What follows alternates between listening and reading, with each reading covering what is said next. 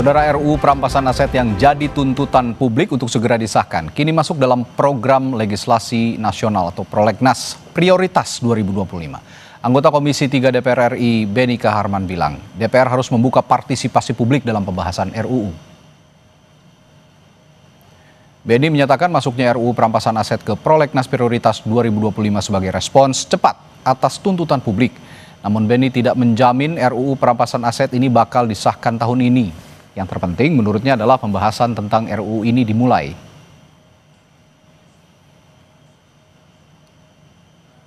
Ya, kan sudah diputuskan di Prolegnas, akan juga masuk Prolegnas prioritas, dan itu akan diserahkan kepada DPR untuk menyiapkan naskah rancangan. Tahun 2003 kan pemerintah sudah menyiapkan itu. Pokoknya DPR peduli, DPR merespon ya, dengan cepat apa yang menjadi tuntutan publik, tuntutan masyarakat. Transparansi pembahasan rancangan undang-undang, akuntabilitas, partisipasi, buka siapa yang mau kasih pandangan, pendapat, silakan. Berarti keburu ya Pak diketok akhir tahun ini? Bukan soal keburu ketoknya, pembahasan dulu. Sebelumnya Ketua Balik DPR RI Bob Hasan bilang tidak perlu lagi ada perdebatan soal usulan pembahasan karena RUU Perampasan Aset sudah resmi jadi inisiatif DPR. Bob menambahkan RUU Perampasan Aset jadi prioritas diselesaikan tahun 2025. 3 RUU yang diusulkan untuk masuk dalam perubahan kedua Prolegnas RUU Prioritas tahun 2025 yaitu 1. RUU tentang perampasan aset, 2. RUU tentang Kamar Dagang Industri, 3. RUU tentang kawasan industri ya 2025, dan ini tetap sebagai inisiatif DPR ya. Jadi perampasan aset tidak ada lagi perdebatan di pemerintah atau apa, tapi di DPR. Dan itu masuk dalam tahun 2025. Menteri Hukum Supratman Andi Aktas bilang pemerintah siap untuk membahas RUU Perampasan Aset bersama DPR. Menurut Supratman, keputusan pemerintah dan DPR agar RUU Perampasan Aset segera dibahas bukti keberhasilan pertemuan Presiden Prabowo dan Ketua Umum Partai Politik. Sehingga pemerintah tinggal menunggu hasil penyusunannya, kemudian nanti dikirim, Presiden akan memberikan surprise. Kita tunggu dulu ya, yang penting keputusan politiknya hari ini lewat Pak Ketua dan teman-teman di Balik sudah jelas. Tahun ini Undang-Undang Perampasan Aset sudah masuk di tahun 2020. Kan Presiden sudah bertemu dengan ketua-ketua umum partai politik, dan yang kedua juga hari ini menandakan ada keputusan yang diambil. Itu artinya pembicaraan ini sudah dilakukan secara baik ya, dan kita tunggu proses politiknya itu ada di DPR. Rancangan Undang-Undang Perampasan Aset digadang-gadang jadi senjata ampuh untuk menutup celah korupsi yang merugikan negara. Lalu akankah perampasan aset akan membuat jera koruptor dan bagaimana mekanisme penyitaan harta yang tidak dapat dibuktikan pasal usulnya? Kita akan bahas hal ini bersama Ahmad Doli Kurnia, Wakil Ketua Badan Legislasi DPR RI, dan Zainur Rohman, peneliti Pusat Kajian Anti Korupsi UGM. Selamat malam Bapak-Bapak. Selamat malam. Assalamualaikum warahmatullahi wabarakatuh. Waalaikumsalam warahmatullahi wabarakatuh. Saya ke Bung Doli langsung. Bung Doli, ini kan sudah jadi RUU prioritas dan inisiatif DPR bahkan. Nah, tapi kenapa narasinya seolah-olah ini tidak menjadi sesuatu yang urgent? Padahal RUU Perampasan Aset ini kalau boleh dibilang ini adalah salah satu tuntutan publik yang kemarin bergejolak di tanah air.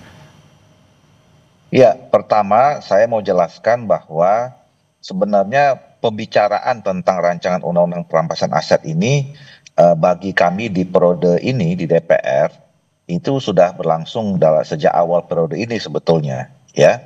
Dan saya juga tahu bahwa di pemerintah juga ada tim di Kementerian Hukum yang juga sering membahas ya tentang bagaimana supaya kita bisa menyesuaikan dengan sistem hukum kita yang tidak mengenal pembuktian terbalik.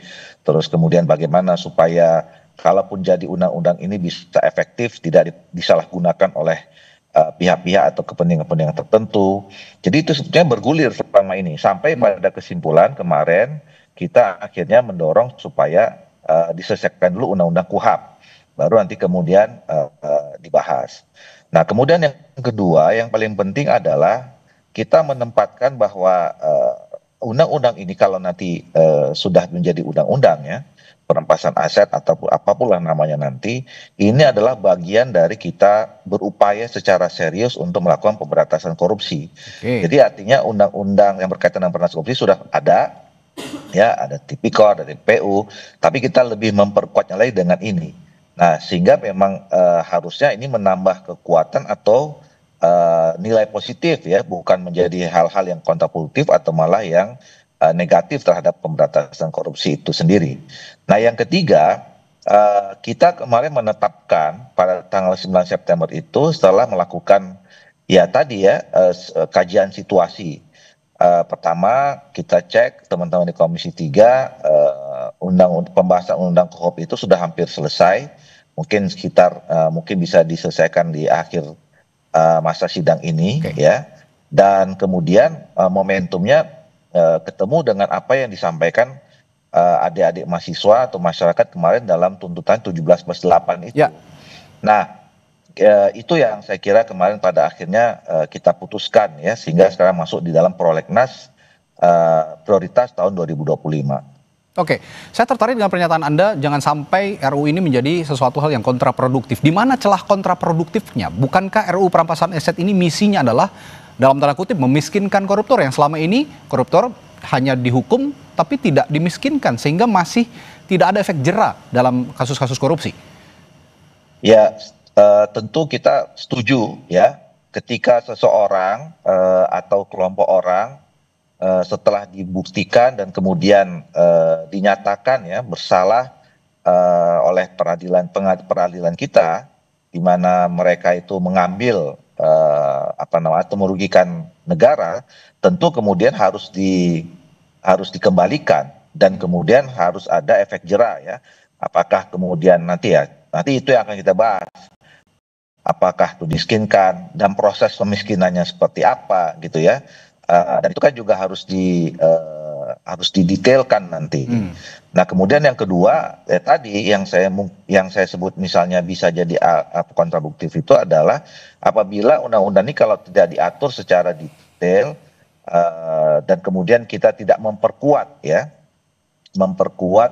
aparat-aparat penegak hukum yang akan menggunakan atau yang kemudian menjadi melakukan tindakan terhadap tindak lanjut dari undang-undang ini, yaitu tidak disalahgunakan ya, tidak menyasar kepada orang-orang yang memang mungkin tidak terbukti melakukan kesalahan. Jadi kita tidak boleh kemudian menggunakan semua perangkat atau instrumen hukum termasuk undang-undang ini untuk proses kriminalisasi misalnya, atau kemudian menyasar kepada orang-orang yang memang tidak melakukan tindak pidana ya, kemudian terkena dan seterusnya lah. Jadi memang ini harusnya tepat sasaran, kemudian kerugian negara yang diambil harus dikembalikan ke negara. Itu saya kira nanti yang akan lebih di depan untuk menjadi substansi dalam pembahasan undang-undang ini. Ya, saya tertarik juga pernyataan Anda tadi soal jangan sampai RUU ini nanti ataupun undang-undang ini apapun namanya nanti disalahgunakan untuk kepentingan tertentu. Saya akan tanyakan itu, tapi saya harus ke Mas Rohman dulu untuk menanyakan perspektifnya Mas Rohman tentang urgensi pembahasan RUU perampasan aset ini yang berlarut-larut, bahkan sampai detik ini juga seolah narasinya di DPR ini tidak menjadi sesuatu yang urgent. Bagaimana ini Mas Rohman? Ya, tentu Republik ini sudah sangat lama ya menanti undang-undang perampasan aset. Pertama kali dimuat dalam prolegnas, saya ingat saya itu 2008, ya. 17 tahun yang lalu gitu ya. Sudah sangat lama. Nah, ini narasinya semakin menguat dengan tuntutan mahasiswa dan rakyat kemarin gitu ya. Saya berharap pembentuk undang-undang dapat memahami dan menyerap aspirasi rakyat yang sangat jelas itu gitu ya. Sehingga ketika sekarang sudah dimasukkan di dalam prolegnas, maka harus ada kesungguhan yang mengerahkan segala daya dan upaya untuk menyerap aspirasi rakyat, meaningful participation, agar rakyat itu bisa didengar, dipertimbangkan, dan dijelaskan di dalam proses penyusunan RUU perampasan aset ini. Yang kedua saya pikir gitu ya, concern soal penyalahgunaan RUU perampasan aset ketika nanti disahkan sebenarnya adalah concern yang tepat tetapi juga tidak perlu berlebihan gitu ya. Kenapa? Karena undang-undang apapun itu bisa disalahgunakan kalau aparat penegak hukumnya tidak beres, kalau banyak judicial corruption, korupsi di bidang penegakan hukum. Oleh karena itu menurut saya ada dua langkah. Yang pertama, di dalam rancangannya sendiri, di dalamnya harus ada akuntabilitas setiap tindakan aparat penegak hukum. Harus meminta persetujuan kepada hakim atau pengadilan sehingga tidak kemudian semaunya sendiri mudah menyalahgunakan kewenangan. Yang kedua adalah kewenangan yang diatur di dalam RUU perampasan aset ini harus disebar di berbagai lembaga. Jangan ada lembaga yang memegang kewenangan dari hulu sampai hilir. Power tends to corrupt. Kalau kewenangannya absolut, itu korupsinya akan absolut. Dan itu bisa diatur sedemikian rupa, sudah ada banyak contoh-contohnya di negara yang lain gitu ya. Jadi menurut saya tinggal ini bagaimana DPR berkomitmen untuk serius membahas RUU perampasan aset ini, membuka ruang partisipasi seluas-luasnya. Publik juga tidak menuntut harus 3 bulan sah, tidak saya pikir. Yang penting kesungguhan untuk memulai membahas ini dan secara partisipatif membuka perdebatan publik yang berkualitas agar RUU perampasan aset ini yang pertama harus tajam, punya gigi, tapi yang kedua juga akuntabel.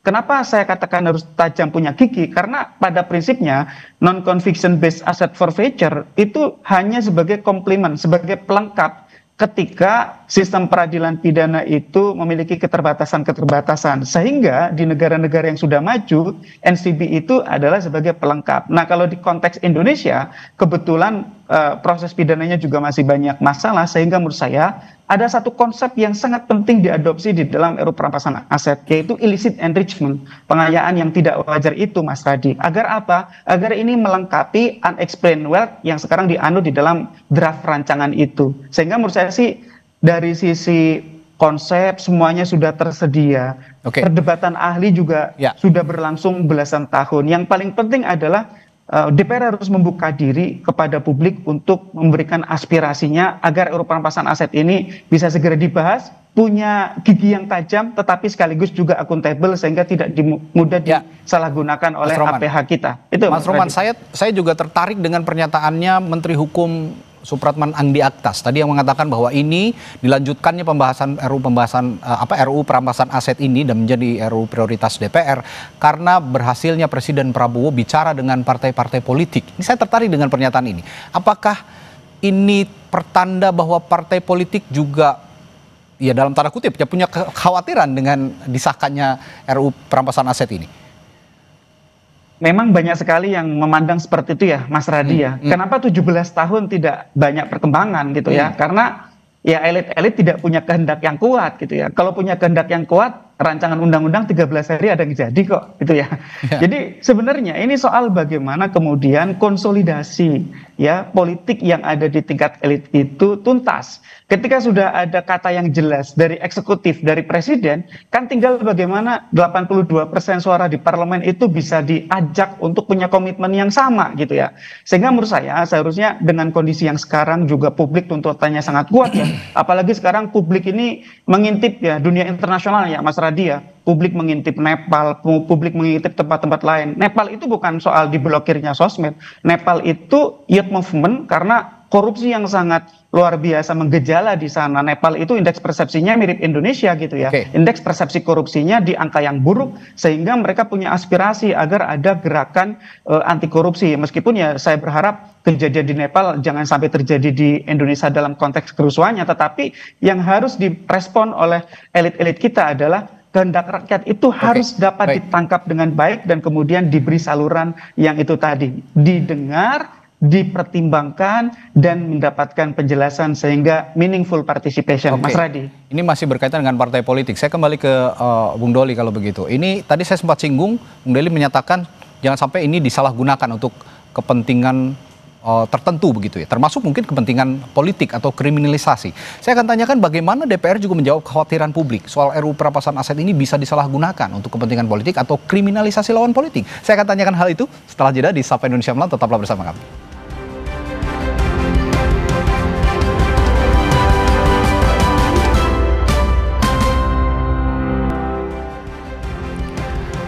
Masih membahas proses pembahasan RUU perampasan aset yang kini menjadi prolegnas dan RUU inisiatif DPR. Saya tadi bertanya ke Bung Doli, bagaimana DPR, Bung Doli, menjawab kekhawatiran publik soal RUU perampasan aset yang konon bisa saja disalahgunakan untuk kepentingan politik atau kriminalisasi lawan politik seperti yang Anda singgung tadi soal penyalahgunaan.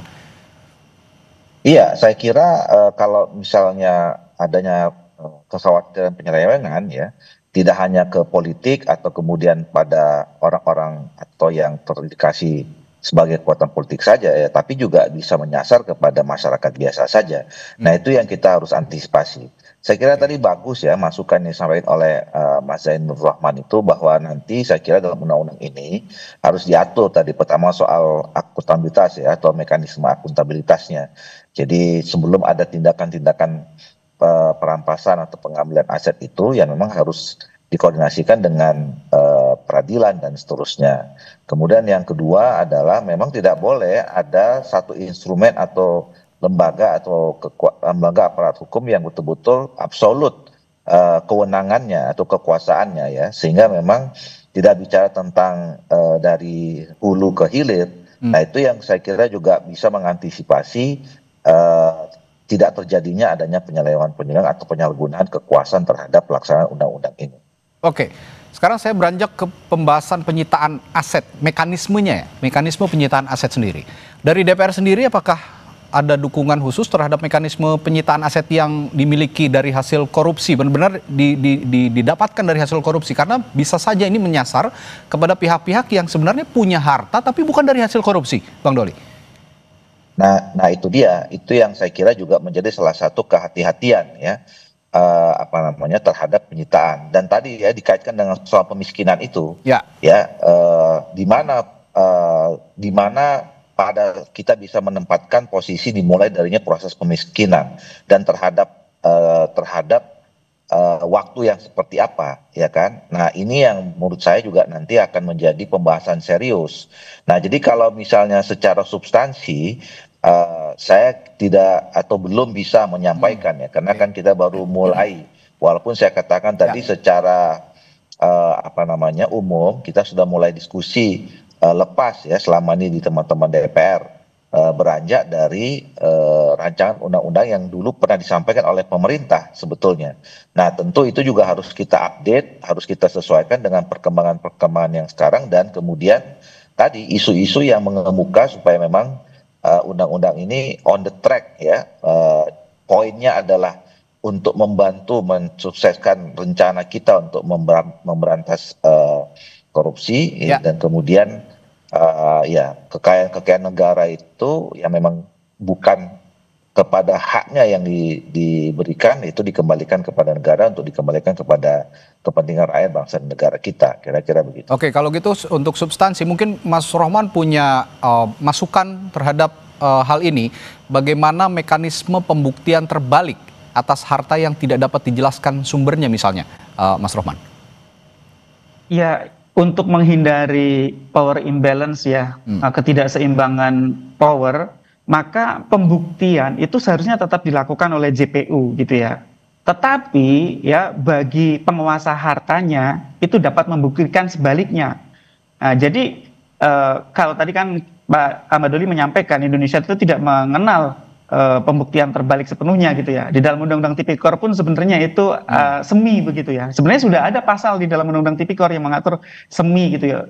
Juga di Undang-Undang TPPU itu juga semi pembuktian terbalik. Bisa dikatakan ya tidak sepenuhnya pembuktian terbalik, tetapi di sana yang wajib membuktikannya adalah JPU, tetapi bagi pihak yang menguasai harta tersebut boleh membuktikan kalau harta tersebut diperoleh dari sumber yang sah, maka dia tidak akan disita gitu ya. Jadi persoalan pemiskinan sebenarnya itu adalah bahasa populer, bukan merupakan bahasa hukum.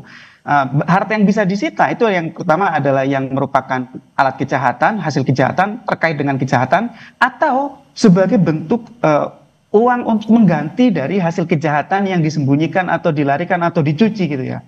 Misalnya hasil kejahatannya itu tidak diketahui karena misalnya dilarikan ke luar negeri. Nah, maka harta sah yang ada di dalam negeri itu bisa dilakukan penyitaan untuk dimohonkan kepada pengadilan untuk dirampas sebagai bentuk pengganti atas hasil korupsi. Nah, apa bedanya antara RUU perampasan aset dengan model undang-undang tindak pidana korupsi misalnya. Undang-undang tindak pidana korupsi itu kan yang menjadi tersangka dan terdakwanya adalah orang pelaku, baik itu orang manusia atau orang badan usaha, right person atau naturalized person. Sedangkan kalau dalam RUU perampasan aset yang menjadi fokus itu adalah asetnya gitu ya. Jadi tidak perlu membuktikan dalam konteks perbuatan pidananya harus terbukti, tetapi hartanya itu bisa disita ketika harta itu tidak berasal dari sumber yang sah atau berasal dari sumber yang tidak sah itu. Sehingga namanya non conviction based asset forfeiture gitu ya, NCBAF itu tadi. Itu yang membedakan konsep antara peradilan pidana dengan peradilan perampasan aset. Dan peradilan perampasan aset ini kuasi antara pidana dan perdata. Dan yang penting, harta korupsi yang dirampas ini sebetulnya harus kembali ke rakyat juga. Karena sistem penyimpanan dan pengelolaan harta rampasan ini kalau tidak dikelola dengan baik juga bisa terjadi penyalahgunaan. Pertanyaan saya adalah, banyak nih kasus korupsi berhenti di vonis pidana tanpa ada pengembalian aset hasil korupsi saat ini. Nah, menurut Mas Rohman bagaimana strategi hukum yang adil agar hasil korupsi ini bisa kembali ke rakyat seperti yang saya katakan tadi? Ya, kalau dalam konteks RUU perampasan aset, pembahasan yang pertama adalah lembaga. Siapa yang mengelola asetnya gitu ya. Itu penting karena harus lembaga yang amanah gitu ya. Kalau kami usulkan lembaga itu adalah lembaga tersendiri, jangan di institusi penegak hukum gitu ya. Misalnya di KPK jangan, atau juga di Kejaksaan juga jangan. Kalau institusi tersendiri yang sudah ada misalnya di DJKN ataukah dibentuk baru juga silahkan. Tapi kalau bentuk baru itu costly, mahal, ya sudah, Indonesia kan negara punya DJKN yang melakukan pengelolaan terhadap kekayaan negara. Tinggal nanti dibentuk unit khusus di dalam DJKN itu misalnya. Jadi menurut saya yang paling penting adalah ketika sudah ada proses pidana di kamar pidana, kemudian dari sisi perampasan asetnya hanya berfokus kepada asetnya saja. Ketika asetnya sudah berhasil dirampas, maka jangan sampai aset itu disalahgunakan, misalnya diselewengkan oleh aparat penegak hukum. Maka itu dikelola oleh LPA, ya, lembaga pengelola aset. Ya, nanti siapa itu yang nanti bisa dibahas di DPR. Yang tadi kami usulkan itu adalah di DJKN dan itu bisa dibuat unit tersendiri di sana, sehingga itu tadi mengurangi potensi abuse of power kalau hulu sampai hilir ada di tangan satu institusi gitu ya. Sehingga institusi, itu betul, tadi saya sepakat. Harus disebar begitu ya pengelolaannya berarti harus disebar. Dan karena kalau disebar pengawasannya juga bisa bersama. Nah, pertanyaan saya berikutnya ke Bung Doli. Sejauh ini apakah DPR sudah membuat regulasi atau ada setidaknya pembahasan yang memastikan harta rampasan dikelola dengan transparan? Bung Doli? Oh, baik. Sepertinya ada kendala sambungan bersama Bung Ahmad Doli Kurnia. Kalau begitu saya kembali ke Mas Rohman. Kalau gitu Mas Rohman, kalau melihat tadi lembaga-lembaga yang harusnya punya integritas penuh begitu ya untuk mengelola rampasan aset ini, dan sepertinya pengawasannya juga harus bersama dan tidak dikelola secara tunggal. Menurut Anda lembaga-lembaga siapa saja yang benar-benar bisa mengelola harta rampasan ini dengan baik? Ya, itu Mas. Oh, baik. Saya bertanya dulu ke Mas Rohman, silakan. Nanti saya terakhir ke Bung Doli. Silakan, Mas Rohman. Mas Radi, jadi harta rampasan itu kan sifatnya macam-macam ya. Ada yang mudah rusak, ada yang tahan lama gitu ya. Misalnya hewan ternak tuh. Hewan ternak segera melahirkan. Kalau tidak diurus juga dia kurus, dijual murah gitu ya. Atau ada yang berupa kebun harus diurus. Atau yang berupa saham misalnya, harus diurus gitu ya. Sehingga yang mengurus adalah sebaiknya lembaga yang memiliki kemampuan untuk mengurus itu. Dan yang salah satu yang menurut saya tepat itu adalah Direktorat Jenderal Kekayaan Negara di Kementerian Keuangan. Mereka sudah punya sistemnya, sudah punya SDM-nya, sudah punya betul. Sehingga itu tinggal dilanjutkan saja. Kalau di aparat penegak hukum, misalnya di KPK atau di Kejaksaan, ya mereka kan spesialisasinya di bidang penegakan hukum. Kalau suruh mengurus harta rampasan seperti hewan ternak, kebun, saham, dan lain-lain, bisa rugi malah nanti. Ya, singkat saya terakhir ke Bung Doli. Kalau begitu DPR sudah punya mekanisme atau penyitaan aset yang diduga dari hasil korupsi ini, bagaimana mengelolanya? Oh, sepertinya sudah terputus sambungannya dengan Bung Ahmad Doli Kurnia. Baik, kalau begitu saya tutup saja dialognya malam hari ini karena RUU perampasan aset ini menjadi bagian penting dari tuntutan publik kemarin pada saat ada gejolak, sehingga sepertinya DPR juga harus benar-benar serius, meskipun ya tidak 3 bulan jadi seperti Mas Rohman tadi singgung, tapi setidaknya ada keseriusan untuk membahas ini. Dan tadi kita akan tagih janjinya bahwa di periode ini DPR akan bisa mengesahkan RUU perampasan aset. Terima kasih Bung Zainur Rahman dari Pukat UGM telah berbagi perspektifnya malam hari ini, dan sebelumnya tadi ada Bung Ahmad Doli Kurnia, Wakil Ketua Badan Legislasi DPR di Sapa Indonesia Malam telah bergabung. Terima kasih Bapak, selamat malam.